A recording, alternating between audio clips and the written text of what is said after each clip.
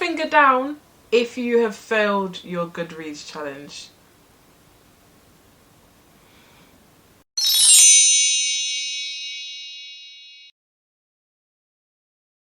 Hi, my name's Sata and welcome back to Literary Reality.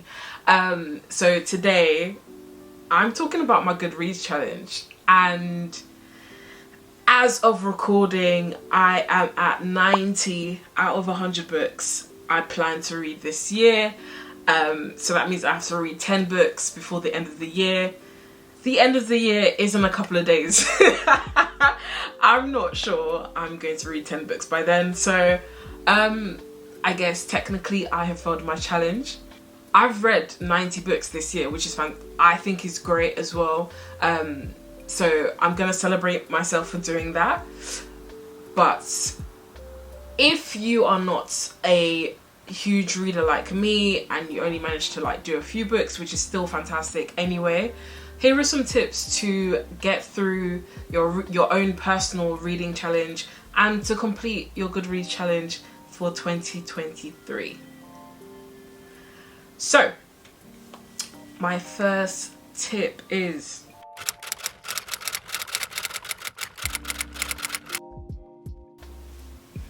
don't be afraid to DNF that book. So if you don't know what DNF means, that means did not finish.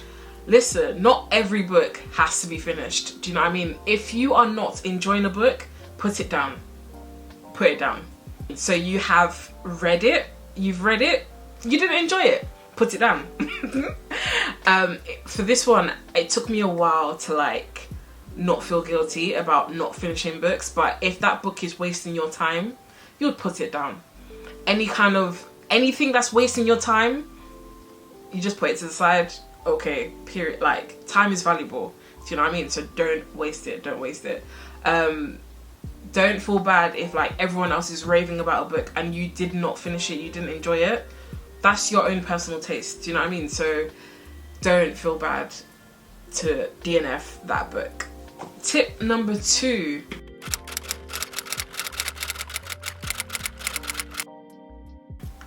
It's okay to read books that are less than 200 pages. There are a lot of great short stories out there. They still count as books. Books don't have to be 500, 600, 700 pages for them to be counted. There's some fantastic short story books as well. And it helps you get through your reading list quicker. So definitely check out a few shorter books. There are some lists if you go through it. Maybe I'll do a video on short books as well, because I want to try my hand at reading shorter books as well. There's lists that you can find, Google them. Shorter books is okay. 100 pages, 200 pages, it's still a book. Yeah, go for it. Tip number 3.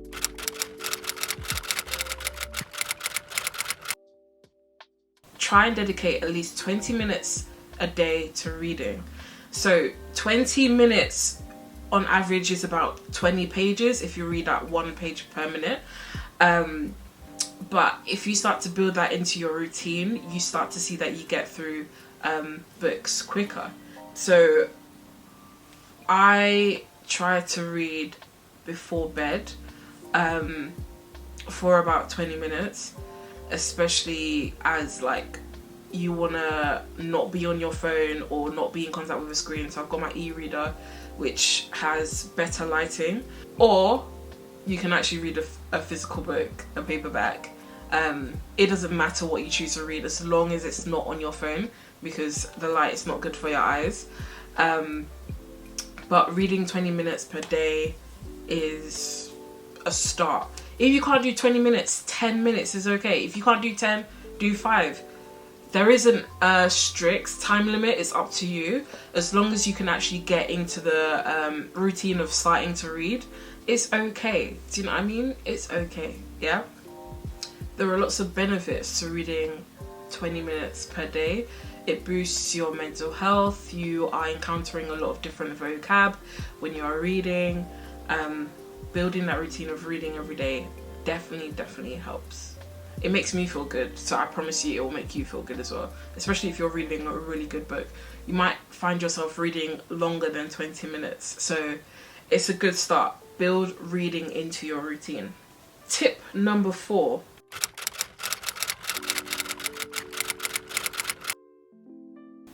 If you are not an avid reader of books, audiobooks are your best friend as well. So audiobooks, I personally, don't hate me for this, but I used to not count it as reading because you're not actually sitting there physically reading.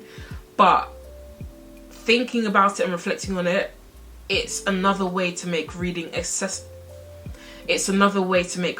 accessible to other people. So I was kind of being ableist with that thought, so I definitely thought about it and I was just like, no, audiobooks does count, and I really enjoy audiobooks now.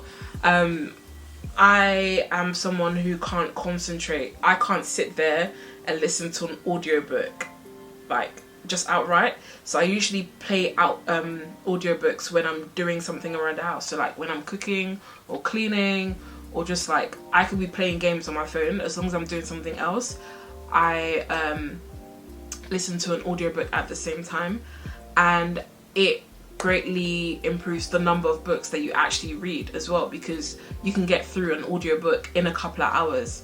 So imagine how many books you can get through with just audiobooks alone. The average book is about 6, 7, 8 hours. Do you know how many hours in a day there is? You could get through a lot of books like that, especially if you do 1.5 or 2 times speed. Listen, you will reach your Goodreads challenge goal real quick. So definitely recommend audiobooks. There's a lot of different places you can get them from. Audible, Spotify even do them now. Libro FM, Scribed do them. Apple Books. There is so many different places you can get audiobooks from, and I highly recommend checking that out as another avenue to increase your reading for the year. Tip 5.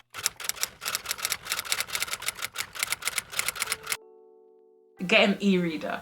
So I have an e-reader, I have a Kindle Oasis, which I literally carry with me everywhere.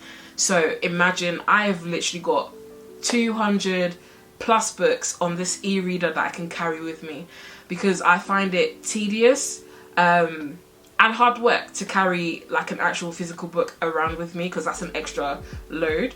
Whereas I've got my e-reader that I can carry with me. It's very portable, it's very light, and I can read wherever I am. If you can't get a Kindle, there's a Kindle app that you can get on Android and iOS, which I also find very useful because it can sync with my Kindle. So if I'm out and about and I forget my Kindle at home, I can read on my phone as well. So I use the Kindle app on my phone to read. So do you know, if you're out in the club or a party's dead, I can just whip out my phone and start reading. I won't do that because that's rude, because you want to be present, you want to be in the moment, but there's some moments that are kind of dead and you don't want to interact with anyone. Just whip out your book. So again, just reading maybe a couple of pages wherever you are definitely boosts the amount of books that you read in a year as well. So get an e-reader or get the Kindle app on your phone. There's Apple Books, which is also on iOS, and I'm sure there must be other e-reader apps that you can get on your phone as well. I can only vouch for Kindle because that's the one I use the most. And that nicely leads me on to tip number 6.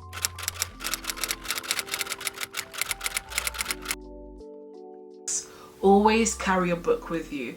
So like I said earlier, you might be on your way out on a commute or something. If you don't have a Kindle, you might carry a book. If you've got an e-reader, you can carry that because it's really light as well. I find out when you have little moments of peace, when you're out and about, you can always just pick up a book to read as well. I find it very useful on my commute to work, to the office. I'm always reading and on my way back as well, and it kind of de-stresses me. It de-stresses me, like when I'm on my way back or when I'm traveling to and from somewhere. It's annoying that I usually drive, so I can't do that, but I might have an audiobook on the go as well. So carrying a book wherever you go is always fantastic, because it means that you've always got opportunity to read, which I love. So yeah, carry a book with you wherever you go if you can. If you're going to the club, you can't carry a book because it doesn't make no sense, unless it's on your phone. But carrying a book, a physical or an ebook, doesn't matter, carry something. Tip number 7.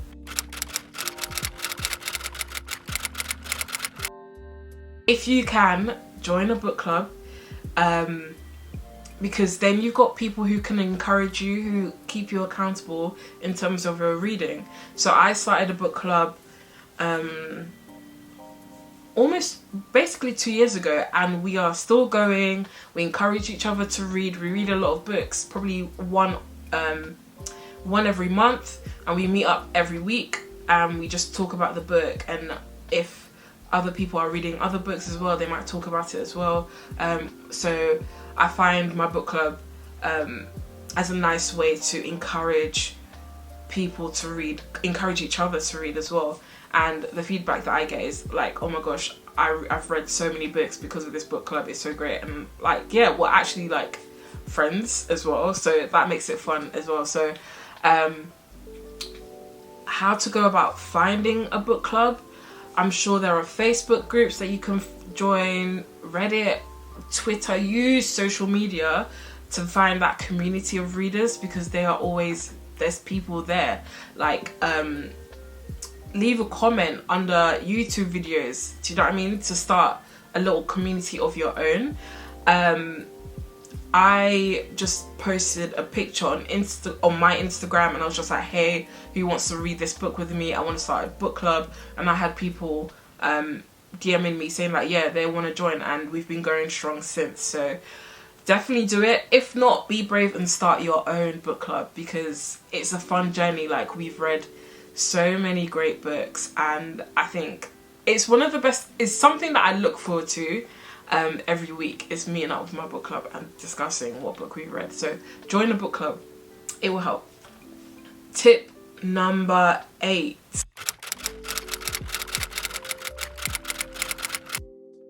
This one's quite a complex one, but see if you can read more than one book at a time. Now, not everyone will be able to do this, but for me, how I kind of increased the number of books that I was reading every year is reading more than one book at a time. And how I would do this is I would usually have a physical book on the go, an ebook, and they can be different genres. So I might be reading like a non-fiction on my Kindle. I might have a fiction, like a romance going on paperback that I might carry around with me. I might read a manga, so I don't get the storylines mixed up in my head, if that makes sense. But I definitely usually have more than one book going at the same time. So I'm currently listening to Breast and Eggs by Mieko Kawakami, and I'm currently listening to another audiobook with my book club, The Marriage Pact by Michelle Richmond. So those are 2 completely different books. It's very easy for me to not get those plots confused. I might have another Kindle book on the go, and I might have a physical book that I'm reading as well. So I could read up to like 4 books at one time, because I could just dive and dip into each one, and I just read however I see, whatever I feel like reading at the time. And that helps me get through my reading lists really quickly as well, because I usually I'm reading more than one book at the same time. But again, that is, if you can do that, go for it. But if you can't, that's okay. Do you know what I mean? Like, it's fine to just read one book at a time. There's no rush. There's no rush. Tip number 9.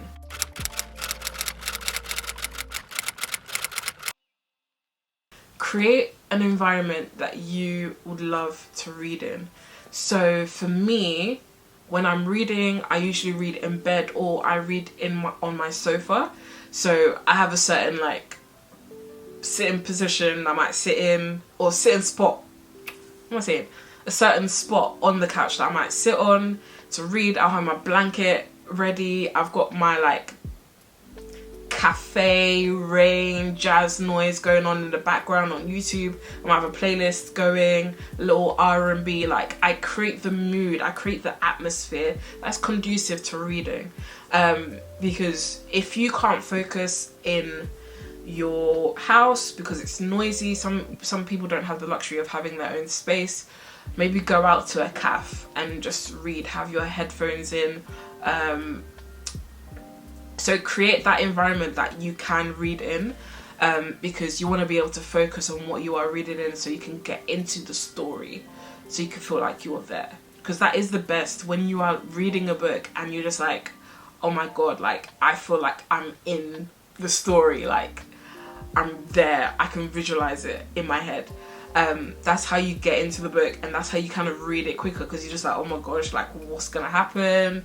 You get so into it. So creating that environment is so important, because I found that if I can't concentrate, I am not going to read that book. So bonus tip, keep your phone far away from you, because I find that difficult. That is a bonus tip.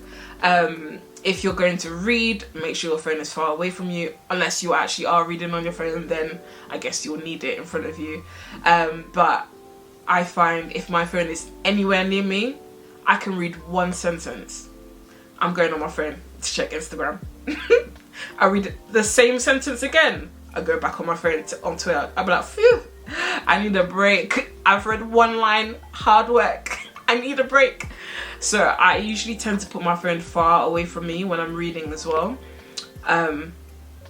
Yeah, removing distractions is very important. So again, create that environment that helps you read, makes you feel comfortable, create that atmosphere, and then put any distractions, i.e. your phone, far away from you. Last tip.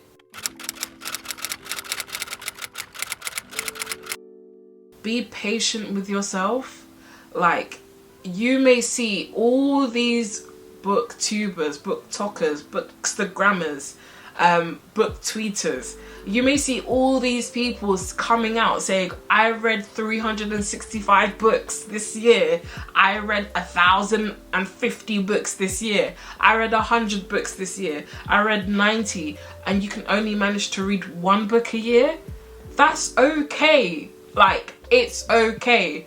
Do not force yourself to be a reader if you are not one. It's okay. It's okay. Like, I know a lot of people put on their resolutions, I want to read this many books, and they get to it and they're just like, do you know what? I can't do this. That's okay. Be patient with yourself. If you do want to get into reading, don't rush yourself. Don't try and aim for 100 books knowing that you only can read like one book or 10. That's per year as well. Don't worry about it. It's okay, you will get there. It takes time to like build up that stamina to read books. Yeah, don't run before you can crawl. So don't feel pressure, because social media kind of encourages this competitiveness around reading, especially if you are in that community. But don't feel pressure to do what works for you, and it will be fine. Find the books that work for you. Don't feel like you have to read what everyone's recommending. Don't feel like you have to read it at that exact moment that they've recommended it. It's okay, just breathe and take your time and read when you want to. Read what you can, read how you want to as well, read where you want to. It's all about you, it's all about enjoyment, and it's about you getting into the story as well. That's what's the most important. But yeah, I say that, but my own goal is going to stay the same this year. So for 2023, I'm also going to still aim for 100 books, because there's a lot of books that I would like to read. So those are my tips on how you can read more in 2023. And if you failed your Goodreads challenge like me, it's okay. We're all in this together. So it's all good. But yeah, that's it. So if you've got tips on how you read more or how you can read more, let me know in the comment section. Let's have a conversation about it. And I hope everyone has a fantastic new year. Celebrate 2023 because we made it. Oh my gosh, I hope it's going to be the best year or one of the best years ever. And I hope you can also read more as well. I'll see you in my next video. Bye.